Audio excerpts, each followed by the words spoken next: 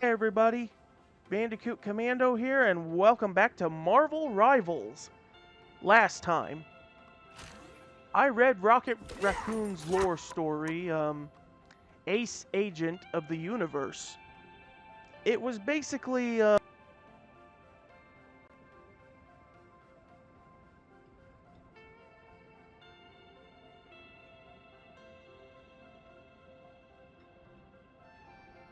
testing. Okay. Somehow my mic got unplugged on me when I was just simply trying to rotate my laptop. What I was trying to say is that, this was Rocket's perspective after the Milano crashed on Clintar, and how, after scavenging to find whatever he could use to possibly repair it, Rocket was attacked by symbiotes and retreated inside a building complex where he further gathered more materials and found a way to form a little defense for himself, but he would still need a way to get out and get back to the Milano. But that's where Groot's story would connect, and Groot would free him and save him. But who knows? Maybe Quill's story will get them off of Clintar. I don't know. But it'll be a bit until we get to Quill. Because today, we're going to read the Scarlet Witch's lore.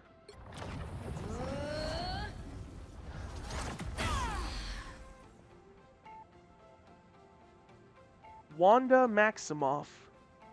Wanda Maximoff is adept at harnessing formidable chaos magic, casting hexes with the power to twist and reshape reality itself. Energy, space, and matter are mere playthings in the hands of Scarlet Witch. I got a few skins with her. She's probably the only character that I have the most skins with. At least until I get the ones from the Battle Pass. Based on her appearance from Doctor Strange, the Multiverse of Madness, that's what every mother does. Emporium Matron. So, I built a spiritual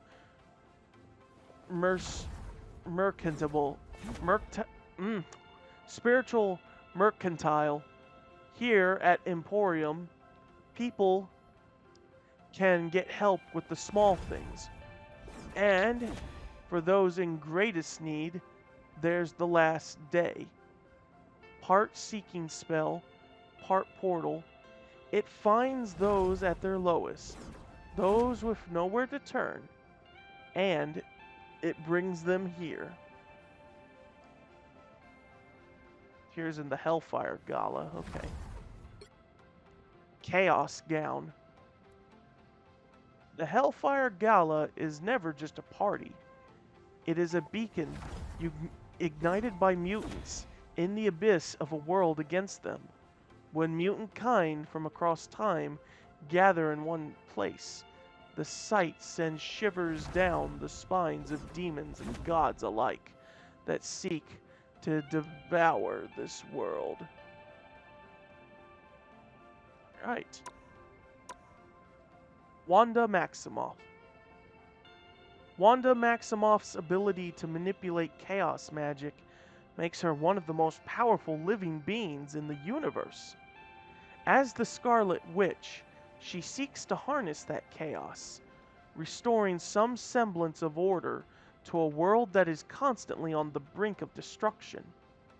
Since the time stream entanglement, chaos magic is one of the few forces holding the threads of reality together. Should her powers fail, the Scarlet Witch truly believes that this universe will disintegrate, along with everyone in it. It is a fate she refuses to allow, no matter the cost.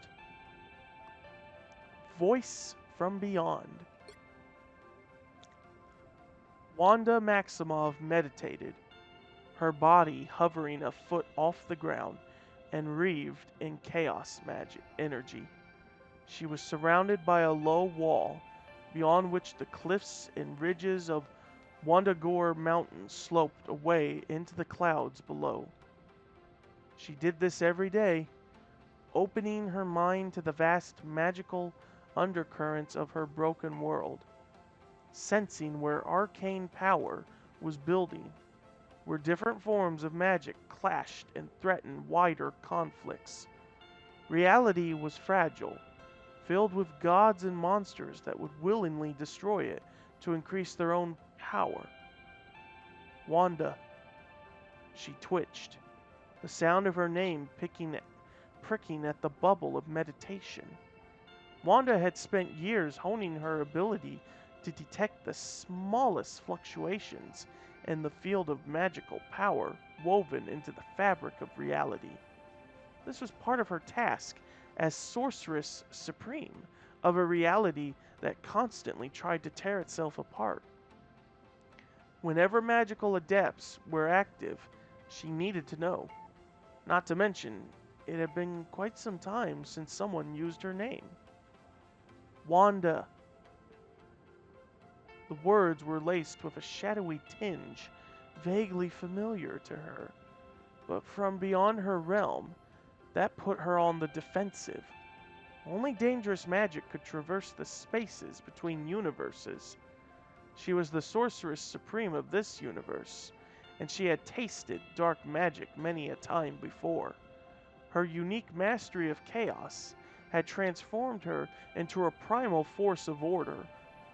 When the immense tides of temporal power threatened to tear this universe apart, it was Wanda who felt the surge and turned it aside, tamed it, held it in check, until it surged again.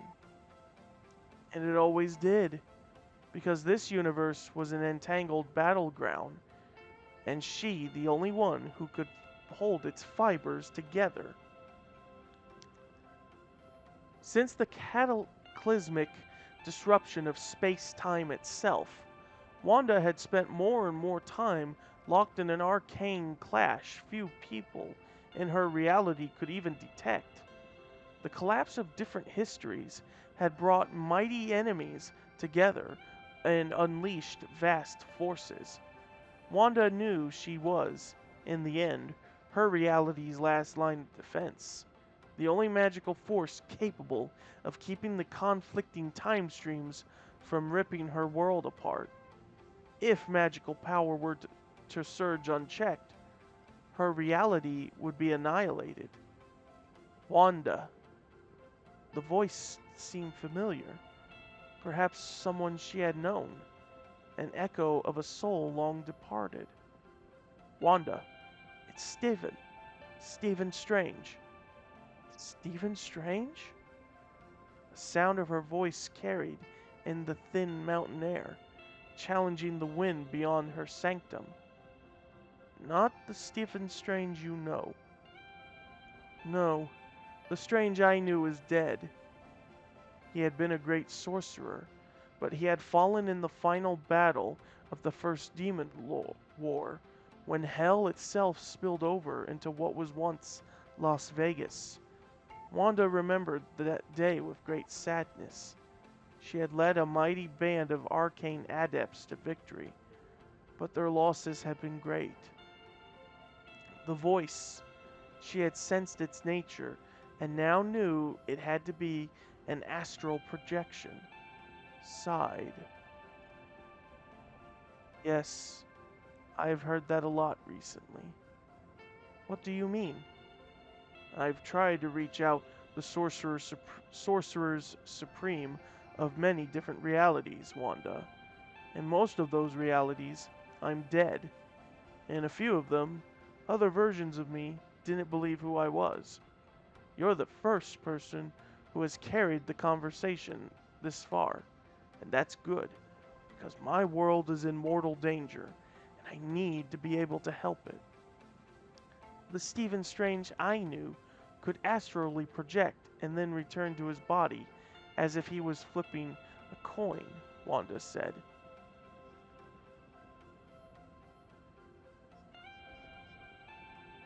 Usually I can too, but something about the time stream entanglement trapped me in an entangled astral plane is the best way I can describe it. There are too many other versions of me, and I can't figure out which one of them is the correct one to return to. Ah, now she understood. And you think I can? I'm sure you can. Your powers ought to be perfectly tuned to a sort through the chaos of this particular astral entanglement. You're the Sorceress Supreme, aren't you? This little challenge put Wanda's guard back up. So are you, in your world. Right. I could probably figure it out through trial and error, over a period of years or decades or centuries back in the material plane. But by then, not even the Darkhold itself would be able to stop Dracula's machinations. Those names refocused Wanda's attention. She realized where she had tasted the darkness and those whispers before. The Darkhold was long gone from Wanda's reality, but she had certainly heard of it. It contained the kind of knowledge she might be able to use. The sun had traversed Wandagor's peak and begun its plunge into the western mountains, as Wanda decided to let down her guard and shift her full focus to the connection she had established with this mystic from another reality. Finally, she could see the astral form of Stephen Strange before her. He was a grander figure than the Strange she had known, mostly because he wore the regalia of the Sorcerer Supreme. She made a mental note to craft garments more fitting of her station, when she had the time. Most of the Karmatage had been wiped off the face of the planet ages ago. She had salvaged what she could, but had not thought to include any ritual clothing. As she peered deeper into the astral plane, Wanda saw many other unexpected things as well. The skyline of what seemed to be New York City, but hanging upside down from the sky, as if it mirrored from reality. An ancient Viking longship full of lost spirits, navigating a tumultuous sea of clouds in the hopes of finding Valhalla. She even swore that she caught a brief glimpse of the corpse of one of the old ones that she had recently defeated in an effort to protect her universe. It left her wondering exactly how closely her world was linked with this ethereal dimension. Ethereal. But that was a question for another time. There were more immediate matters on hand. Tell me what Dracula is up to, she said, her focus returning to Strange, and what it has to do with the Darkhold. That book has not existed in this reality for decades, perhaps longer. You should be grateful for that. Answer my question, Strange. About what Dracula wants? Eternal night, of course, and he has already found the means to plunge my home dimension into it. And the Darkhold? The sun will always find a way to rise again, but the Darkhold contains a powerful spell that would let vampires walk in the daylight and turn all humanity into their prey. Wanda can sense that Strange spoke the truth. Wandagor is not far from Dracula's realm, she mused, but in this world, his castle has been empty for a long time. In my world, his castle isn't empty, but it also isn't in Transylvania anymore. Oh? Where is it? Central Park. Strange conjured up an astral image, showing Wanda the city of New York under a full moon. Even though it was just a memory, Wanda can still sense the terrible corruption pervading the city. Time had been perverted.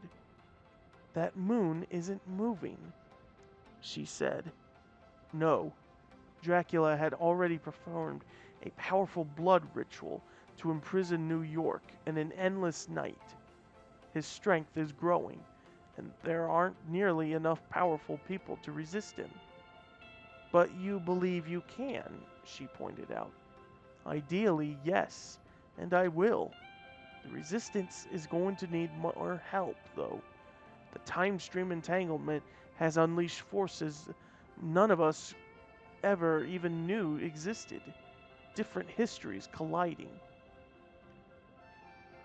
Yes, I've seen that, and chronovium complicates everything further.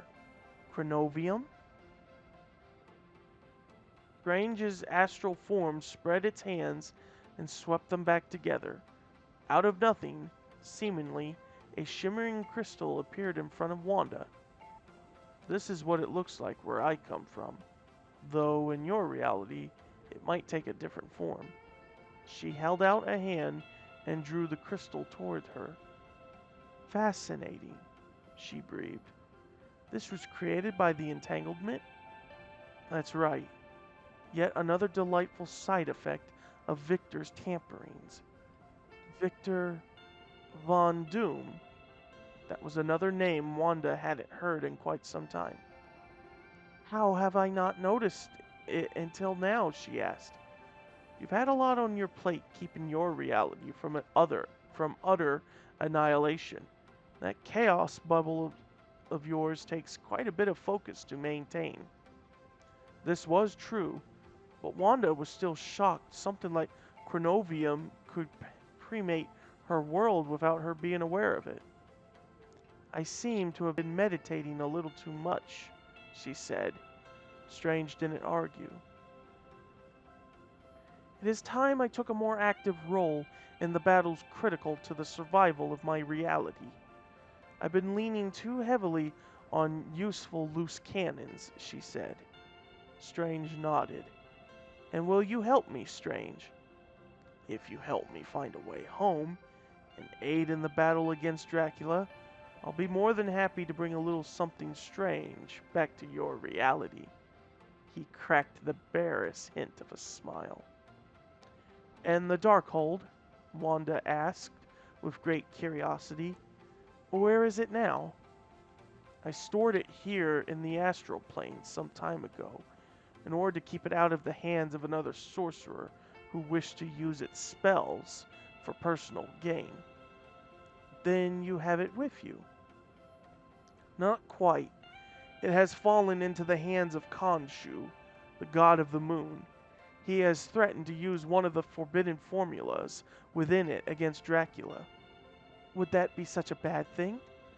The rite would also eliminate the countless innocent lives that have fallen under the vampire lord's sway. I see, Wanda said. Is there any way to win the Darkhold back? I have heard Khonshu can't resist a good game of skill. As have I, and he has already accepted my challenge. One well-played match of chess, and the book will be mine again. Chess? Wanda mused. I'm surprised. I had always heard that Khonshu was more fond of Senet. Whatever the case, I dare not lose. The fate of all worlds depends on it. Then win, Stephen Strange, Wanda said, and once you do, I will find a way to return you to your reality, Darkhold in hand. As Doctor Strange's astral form faded, Wanda let out a sigh of relief. She knew it would take every ounce of mystical might she could muster up to locate her new ally and extract him from his astral imprisonment. And even then, with her brand of chaos magic, the results might not be what either sorcerer hoped. But Wanda also knew more about the Darkhold's sinister secrets than she at first let on. If she could possess it, delve into and master its mysteries, Wanda suspected she could at long last stop the decay of her universe. As Sorceress Supreme, she could wield its power to destroy the forces of magical entropy and the endless wars between gods and immortals. Surely, if she had helped this other Sorcerer Supreme save this world, he would see the truth and gladly return the favor. And if not, then Wanda Maximoff would have to be willing to do whatever it took to finally restore order to her reality, even if it meant unleashing a little chaos of her own. Well, that's the end of that. So, yeah, we know Wanda really loves the Darkhold, if Multiverse of Madness taught us anything. And the fact that she's willing to resort to that, because it comes with a big risk. Oh, Wanda, Wanda, Wanda. It is interesting, though, how Wanda is now considered more of an actual mystic. Because early on, when she first debuted in the comics, she was treated as a mutant who had the ability to, you know, create hexes and whatever to mess with order and chaos. But then they then retconned it into being that she was never a mutant to begin with, and that she just simply had mystical potential and became really potent on using chaos magic. Of course, this was, Magneto being her father and everything. But now, I believe, as of now, she still is not considered the daughter of Magneto. Or at least, I think they've either changed it. I mean, I know they changed it, but I mean as in, I think they either brought it back and said, oh yeah, she's related to him, but just not a mutant. Because I know in this game, they do go with that interpretation of that Wanda is not a mutant, but is still a daughter of Magneto. I don't know if they put that in the comics again or not. But enough of that. That will do for this episode of Marvel Rivals. Join me next time. We're almost there. We only got 10 characters left with their lores to read. Join me next time as we read Spider-Man's lore story. Oh, whoops. That is it, and I will see you guys next time.